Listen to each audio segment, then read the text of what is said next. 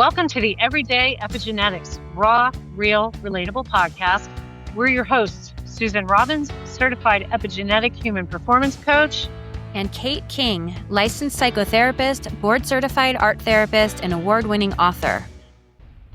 Together, we bring two perspectives, two styles, and one shared passion for epigenetics. On this podcast, we delve into topics such as environment, nutrition, fitness, mindset, social dynamics, and trauma as they pertain to epigenetic expression in a way that's relatable to everyone. We recognize that everyone's needs are unique. There are no one-size-fits-all solutions for your mind, body, and heart. The true magic lies within you. So if you're ready to create a radiant life through epigenetics and reclaim your authentic self, then buckle up. Here we go.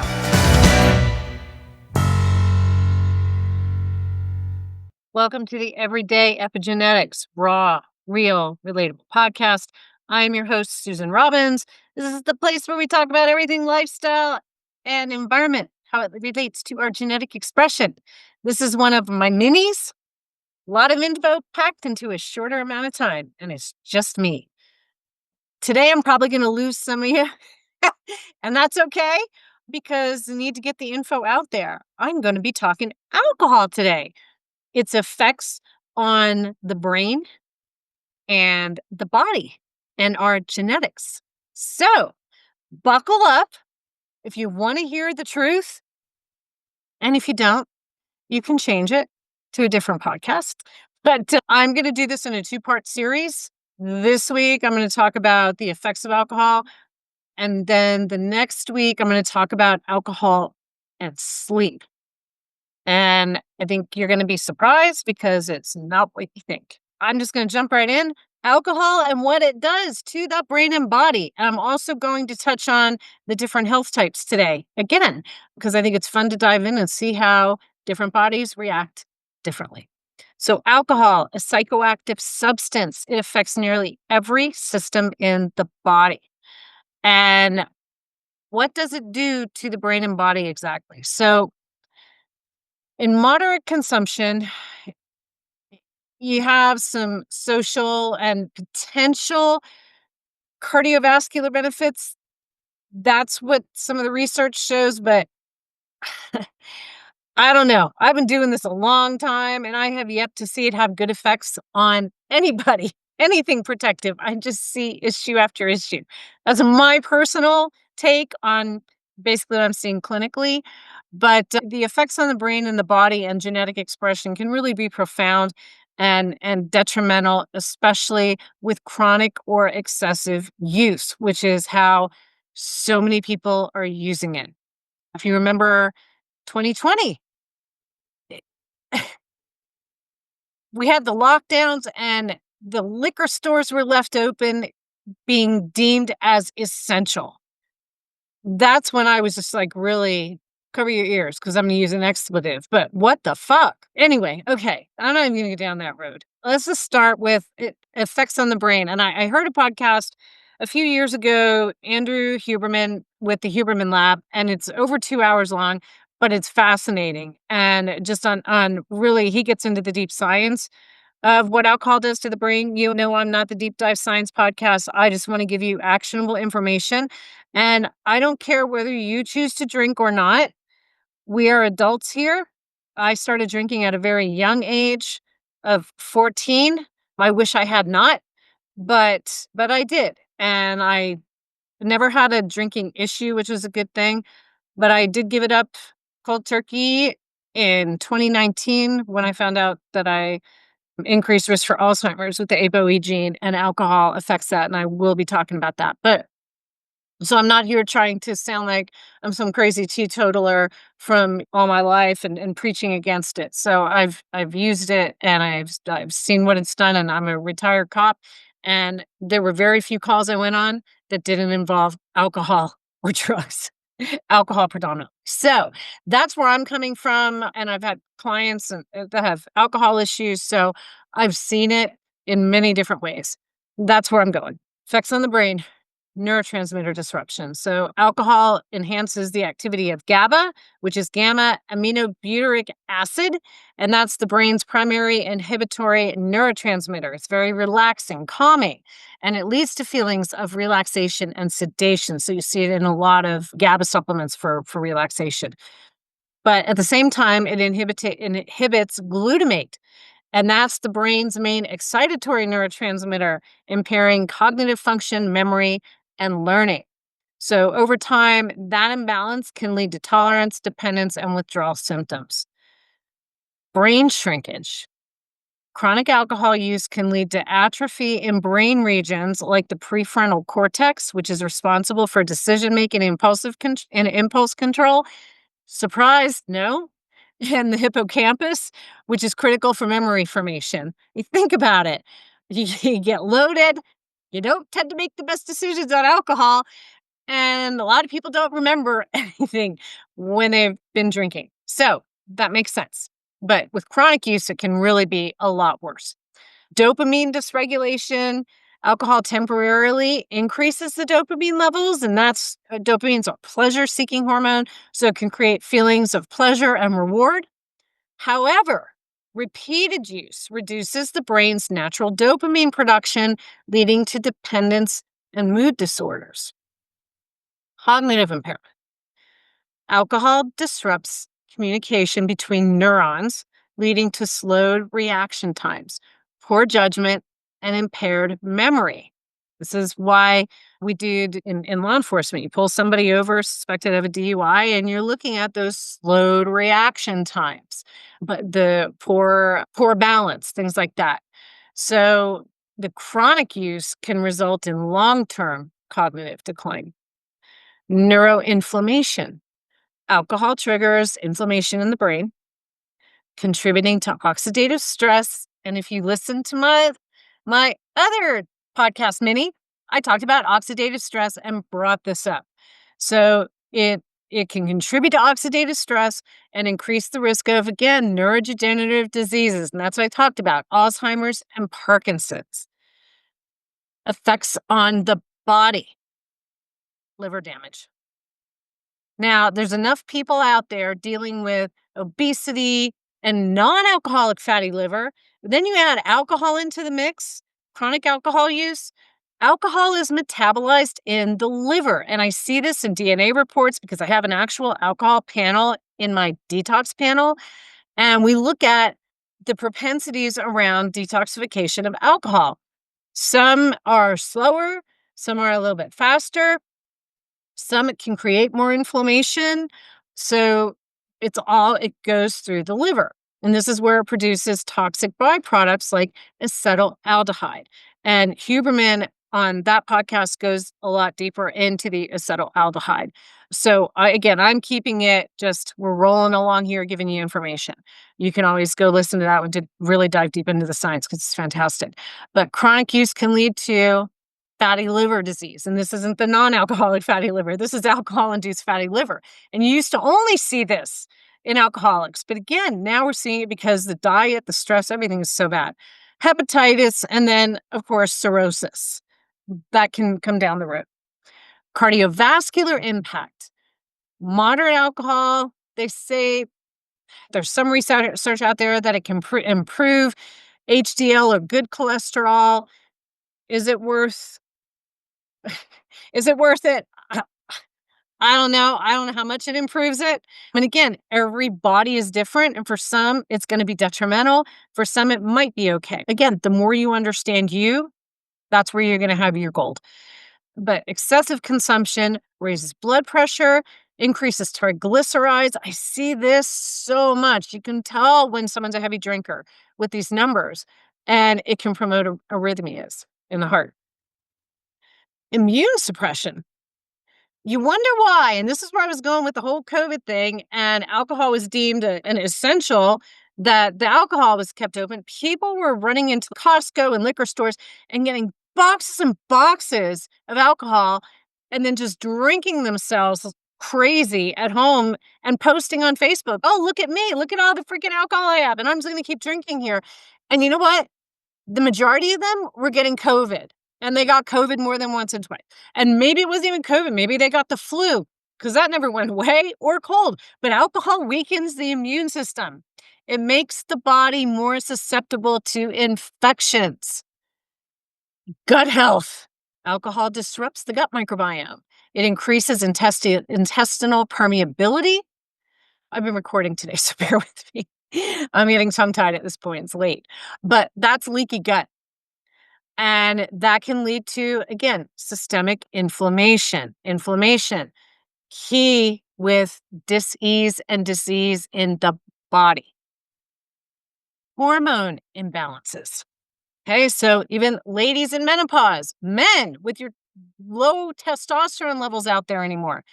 Alcohol affects hormone production, including reducing testosterone levels in men and disrupting menstrual cycles in women. And even, I used to have this note, let's see if I still have it. Oh, so men, if your testosterone is low and your SHBG, which is your sex hormone binding globulin, this grabs onto free testosterone and keeps some of it from being used. So that can contribute, high SHBG can contribute to low free testosterone, and 17% decrease in alcohol consumption can lower SHBG levels. SHBG. Okay, I said that. And in males, that's huge. So alcohol matters. If you're thinking you want to be the stud out there and you're drinking, but your testosterone levels are dropping, look at the booze that you're drinking out there, trying to pick up the ladies in the bar. People still do that. I don't even know. Let's see. Cancer risk. Alcohol is classified as a group 1 carcinogen by the World Health Organization. It increases the risk of cancers of the mouth, throat, esophagus, liver, colon, and breast.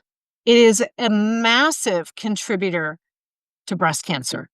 And what's going to surprise you is not only in women, but in men. I went out with a dude, this was like over 10 years ago, and he had breast cancer. And I remember talking to my naturopath friend about it, and she said he was a heavy drinker. And oh boy, was he. And you know what? He was still drinking. So it's, these things, you're making these choices, your choices matter. So it's not just the ladies, guys. It's a big contributor to males with breast cancer. Yes, it can happen to you. I'm going to talk about now the alcohol's impact on your genes. So it doesn't just affect the brain and the body. It also influences, as I said in the beginning, genetic expression. We know lifestyle and environment. That's epigenetics. How does it affect our genetic expression? The whole basis of this podcast. It's going to be particularly important in individuals with genetic variants and things like MTHFR, ApoE or APOE, that's your Alzheimer's and cardiovascular, and inflammation-related genes. So I'm going to address each one of these. So MTHFR variants, folate metabolism. Alcohol depletes folate levels, which are already usually compromised in individuals with MTHFR variants if they're not eating, supplementing properly. This impairs methylation, which plays a key part. I'll talk another time about methylation because that's a whole other door to open. But it can impair methylation, and that leads to elevated homocysteine levels, which is a big risk factor for cardiovascular disease, cognitive decline, and inflammation. I have MTHFR variants. There's the 677T and the 1298C. I am what's called compound heterozygous. I have a variant in both. So I'm already hit with 48% or so activity in the MTHFR enzymes. And another reason why I chose to not drink alcohol anymore, because I don't want my methylation impaired. Methylation plays a part in brain function, immune health, genetic expression, your immune system. There's so many things that plays a part in.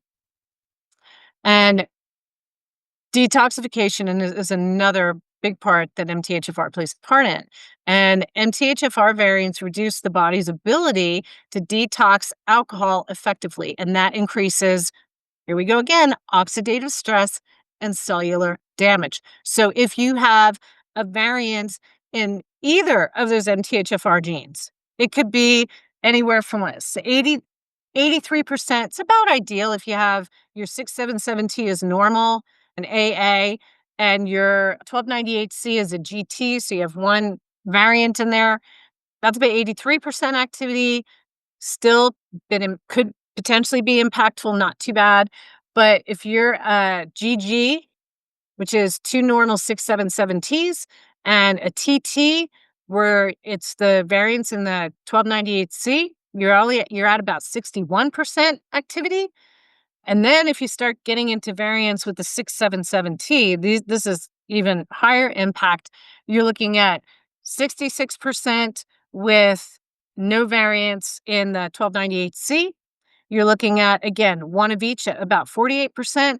And even if you're normal 1298C and you've got both variants, so an AA and the 677T, 25% enzymatic activity with MTHFR. You want to go drink alcohol on that?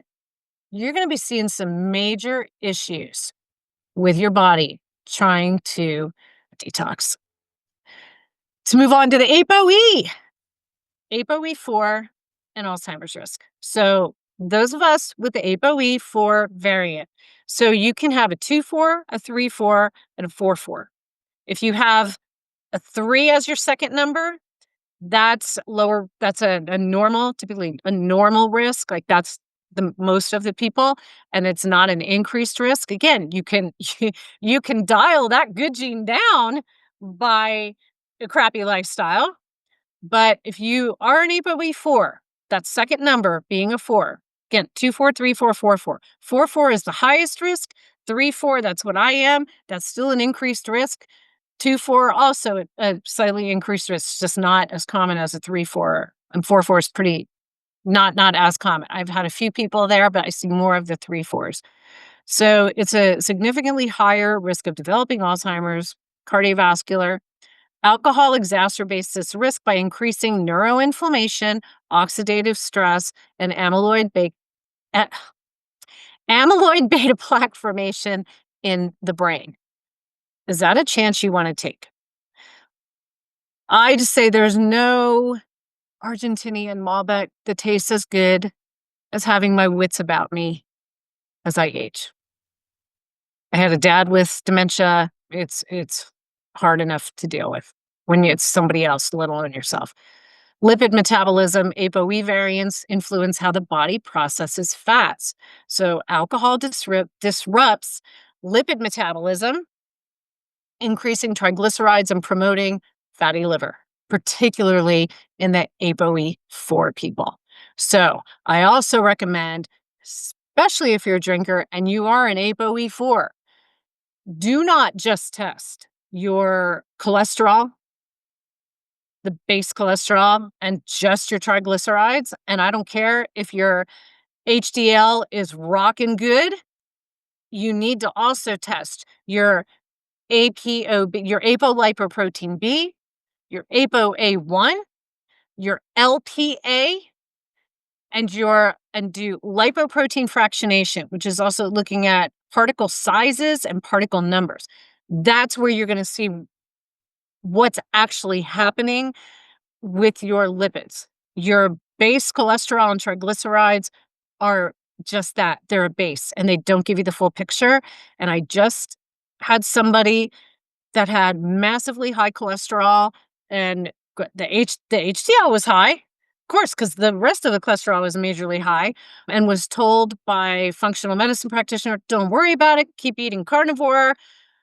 I had him do all the extra testing. Luckily, this person did not have an ApoE4, thank God, but you need to see because it was very, very, very high cardiovascular risk. So you want to know what's happening here, especially if you're an ApoE4. Okay. Inflammation genes, specifically two of the ones you've heard me talk about. I bring them up all the time, and I'm actually going to do a mini on these as well.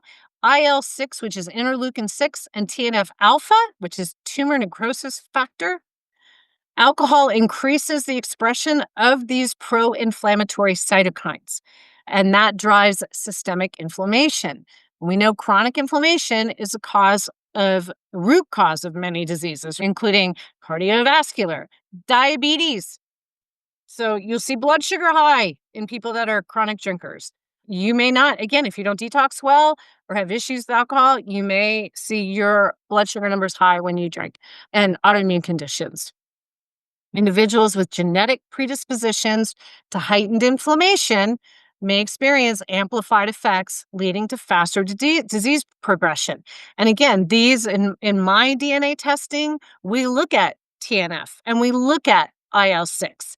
And there's so many ways. It's all lifestyle dealing with this. Alcohol is one, but you also want to make sure that your lifestyle is dialed in as well.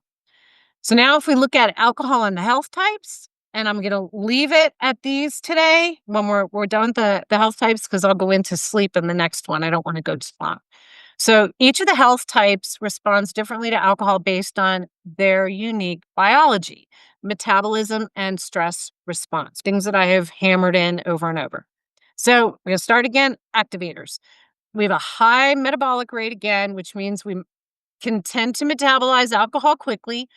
But again, you can have different DNA SNPs that I might see somebody that's an activator that doesn't tend to metabolize alcohol as quickly. But generally, we're able to metabolize most things quicker and yet are more prone to the oxidative stress. So if you have an activator like me with significantly decreased MTHFR, put those two together, right? So alcohol can really at that point deplete energy reserves and impair the recovery from physical activity, which we don't want, okay? So advice, limit alcohol to overloading the liver and to avoid limit alcohol and not talk. Limit alcohol to avoid overloading the liver and depleting our valuable antioxidants. Focus on hydration and recovery. Connectors. Connectors, again, emotionally driven. A lot of times they're going to use alcohol as a social lubricant, right? So it can even be more social, but it can exacerbate the emotional stress. Who's out there now holding up their hand? I remember because again, I'm a huge connector secondary. And when I drank, you want to talk about emotional? Oh, hell yeah. And they're prone to hormonal issues and it can really disrupt their hormonal balance even more. So advice for connectors, really practice moderation, avoidance at best, and prioritize emotional self-care. Are you using alcohol as a crutch or using it to fit in? Because connectors typically want to fit in and be a part. So think about your why there. Herbal teas like chamomile can be a soothing alternative if you're just looking for a tea to use it for calming properties at night. Holy basil's another great tea. The Tulsi tea. Guardians, my lovable guardians. They're prone to weight gain and inflammation. Alcohol, especially sugary cocktails and beer. I know my big guardians love a beer, can really worsen these tendencies and increase your visceral fat. And your visceral fat is the fat that's protecting the organs, and this is the most dangerous fat. And so you really want to avoid this. So stick to lower sugar options like a dry wine if you need to drink and as little as possible and focus on anti-inflammatory foods. Get those veggies out. You know your guardians need your veggies to counteract the alcohol's effects. My dippers, my diblos. Diplomats, sluggish detox pathways can really make it harder for your bodies to process alcohol. And this can really lead to toxin buildup and fatigue. Advice to my diplomats, avoid alcohol or consume it so sparingly. Really support those detox pathways with veggies and hydration and good antioxidant, low sugar frees. Huge. Sensors, highly sensitive to toxins, including alcohol. These thin little bodies that have such a high overactive central nervous system. So even small amounts of alcohol can really disrupt their mental clarity and their mood, and it can lead to brain fog and anxiety. So, advice to my sensors: minimize alcohol consumption as much as possible. Focus on brain supportive nutrients like your omega 3s and your antioxidants. Crusaders is another one. A lot of these, this health type, a lot of these guys, and I say guys because it's like oh my so many of my crusaders are men. It's men. I think I've only had one or two female crusaders. It's always the men, and I've dated plenty of them. They're so driven, that dopamine, and a lot of times they'll use the alcohol to unwind. I've seen it as clients, I've seen it personally, but alcohol, again, super, super toxic to the crusaders. It can really impair their cognitive function and exacerbate the stress-related inflammation that they deal so often with. Advice: replace it. Replace the booze with structured relaxation techniques, meditation, journaling, adaptogenic herbs. My crusaders love this. They feel so much better.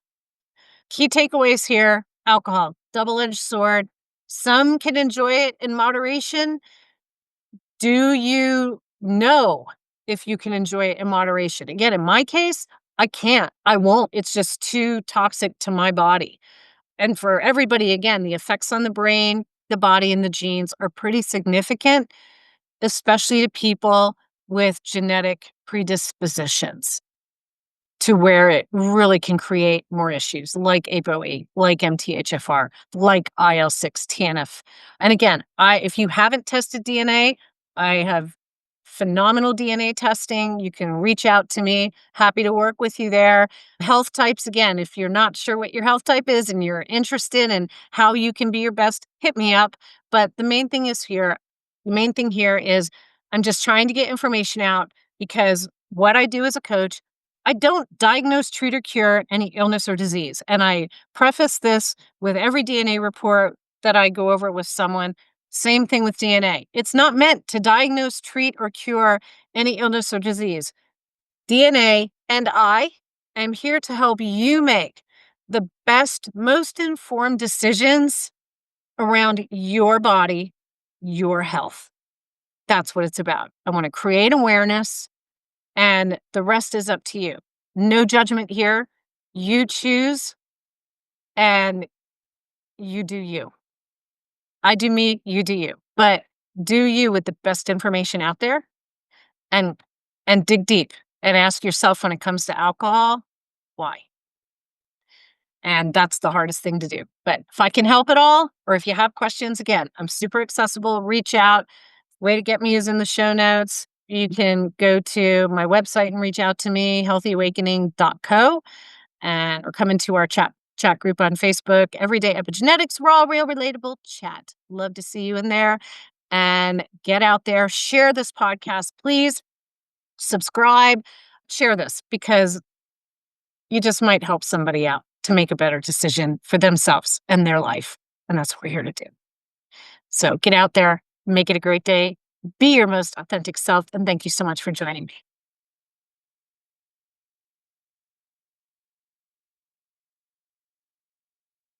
Thank you so much for tuning into our podcast. If you enjoyed this week's episode, we'd love for you to share it, leave a review or comment, and subscribe wherever you listen to podcasts. Help us get this information out to everyone who could benefit, and we'll keep bringing you the content you crave. You can also check out our podcast site at everydayepigenetics.co and sign up for our newsletter to stay updated on upcoming episodes. The link is in the show notes. If you're interested in DNA or epigenetic coaching with Susan, or Radiant Life coaching for deep inner work with Kate, our contact info is in the show notes below. Now go and make it a great day and let your most authentic self shine.